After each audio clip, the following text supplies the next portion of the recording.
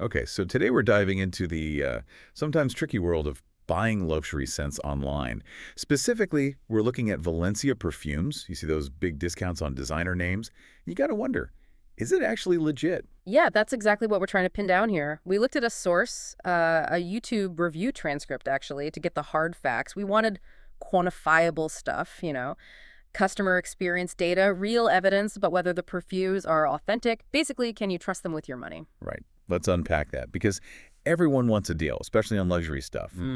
But nobody wants a fake. It's always that balance, isn't it? Yeah. Authenticity versus price. How does Valencia Perfumes, according to the source, actually manage that? How do they convince people? Well, it seems they did it through consistency Right. and numbers. The source mentions that they've built up this steady, strong reputation. They're seen as a legitimate, trustworthy option. And they back it up with metrics, like a solid 4.6-star rating. 4.6 stars. Okay. From how many reviews? No, over 270 reviews on Crust Index, which, isn't a huge number maybe, but combined with 4.6 stars. It suggests consistency, like you said. Exactly. That kind of score from that many people, it implies most experiences are positive.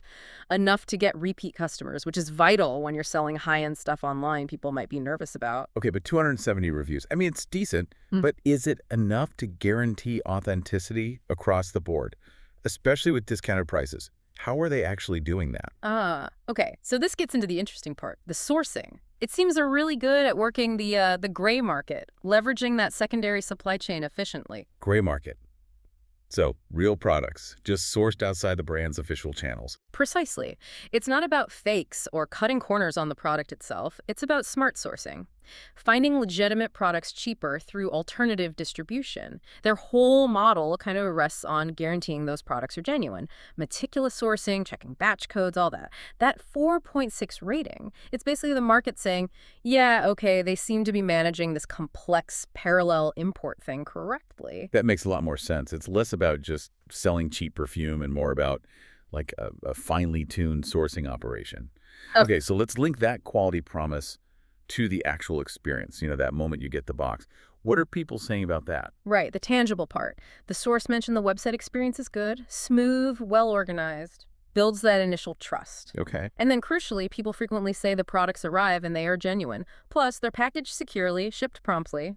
Basic stuff, but absolutely critical for expensive, fragile items. Yeah, you don't want a leaky bottle of expensive perfume turning up. Secure, fast delivery is table stakes there. Totally. It shows their logistics match the quality promise. And thinking bigger picture, even with good systems, things go wrong sometimes, right? Shipping internationally, stuff happens. What about customer service? Absolutely key. And the reviews apparently praise this too. Responsiveness seems to be a highlight. People mentioning that questions get answered quickly, politely, and if there is an issue, it's handled professionally.